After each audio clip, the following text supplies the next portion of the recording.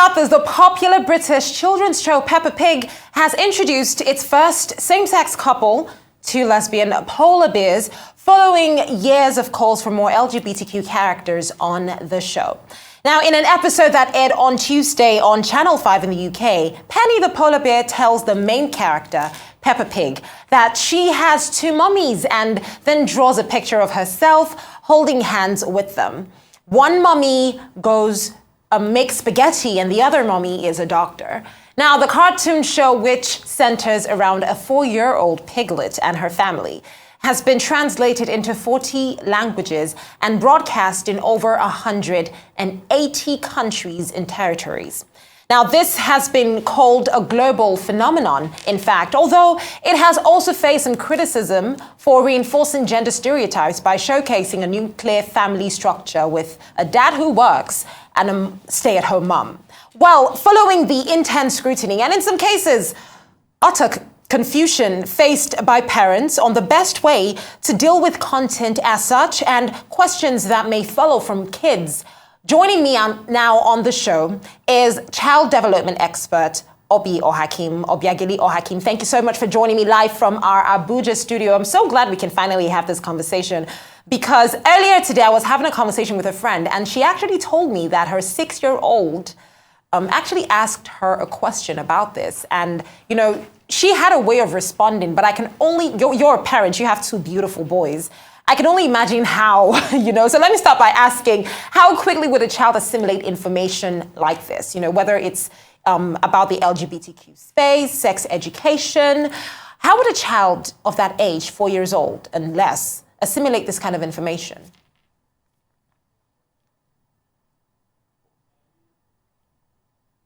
Generally don't give children enough credit.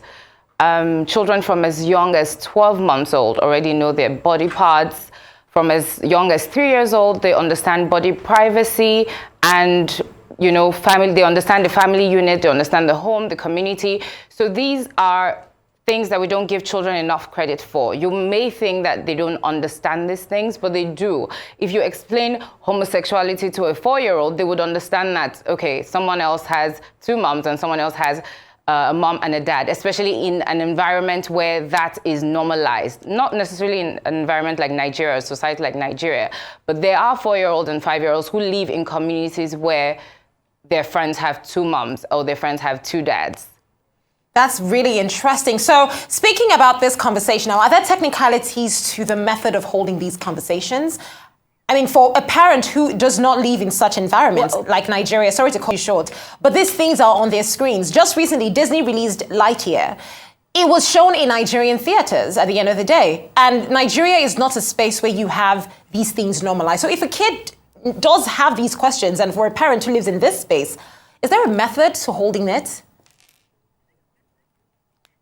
So interestingly, with topics like this, you find that it's very subjective, and which is why states like Florida in the USA have passed the Parental Rights in Education bill. I mean, the bill which they call the Don't Say Gay bill, essentially to take away the right from schools to, talk to children or encourage anything surrounding LGBTQ content so that that right belongs to parents. Because as far as we're concerned, it should be a parent's right to decide what sort of content you want your children to consume. Interestingly, in Nigeria, actually, Lightyear has now been banned. We were not among the first countries who did, but yes, Lightyear and a couple of other movies that portray LGBTQ content has been banned because, just general outrage and outcry, especially from society, what parents here are used to, and just deciding that I'm not ready for my child to consume that type of content, or I want to be the person to decide or have that conversation with my child first. But then again, you find that a lot of parents still don't have these conversations with their children. And then when children are a bit older and, watch a certain type of content on TV, then the confusion sets in. So what my take would be is if you're taking away the right from schools to have that conversation with your children, you're taking away the right from the media to have that conversation with your children, then you should do the work. Exactly, because if you don't, somebody else will. Definitely somebody else will answer those questions. Absolutely. And absolutely. We don't know what those other people would say. Now, I love what you said about Laiche being banned, but Obi, here's my worry, right? We have Netflix. In fact, you would agree that most toddlers watch Cocomelon on YouTube. They don't even use TVs as much. They hardly ever even go into the theaters. So their main source of content is Netflix, is YouTube, where you have all these contents free of charge. Sometimes some daycare centers just put these things on and they just show. You know, I mean, some of them assess what is being shown, but some of them don't. So what's your assessment on the rate at which these content for children are being infused, because it's a lot. Oh, geez, it's a lot. Infused with so much, you know, LGBTQ content. I know you said that we don't give these kids enough credit, but can these kids handle this? That's the thing, can they? So interestingly, my assessment would be that it's aggressive, it's intentional. The media houses are intentionally pushing out inclusive content, or content that's supposed to show a variety of sexual orientations. Now, generally, people would say that toddlers are too young for you to, you know, bring up those sort of conversations with them. But kids from about age 7 do typically understand what, you know, what it's like, what a home family unit is. From age 9, a lot of kids these days already know about sex from age 9, 10. And you find that if you're hiding or you're preventing them from having those conversations, you're actually creating a bigger problem than if you actually had those conversations with them and then portrayed what your own family values are or what your beliefs are along those lines, as opposed to completely shutting down the conversations. Now, in respect of, you know, portraying sexual orientation to children under 2, under 3, under 4, I would understand those restrictions. I would understand why those restrictions would be, or the outrage surrounding that sort of content. Because, I mean, yes, they are really young and it can be very confusing. And research has shown that visual stimuli and, you know, constantly watching TV can actually, you know, encourage some sort of ideas and perception in children. So it can be confusing for that age. It can. You see, in fact, I love how you put it, because I know this is a conversation that you've also taken up on your own. And on your social media, you put it by saying, absolutely, at the end of the day, these things are out there. So it only makes sense that you educate them on it, or whatever, because you have people who believe this is, some people think it's completely normal. Some people believe that it is completely unnatural.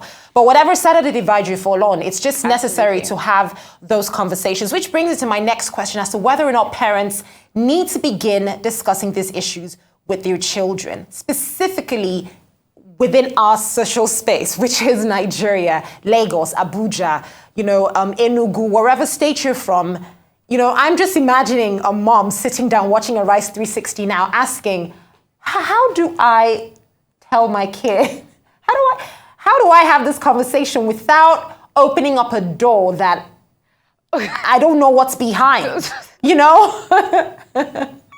So the thing is, you find that obviously with parents and with adults, you find that the topic around sex can be very uncomfortable to discuss with children. Yeah. But if you start having conversations around this, so body privacy, consent, your body parts, you know, how you relate with other people, you know, don't let anyone touch you here, don't let anyone touch you there, naming their actual body parts, vagina, penis, actually talking to children in a way that protects them. You find that it makes the conversation less awkward when they're older, because you've already laid the foundation to have this sort of talks. But leaving it into this one big awkward talk at puberty can make it very difficult to have.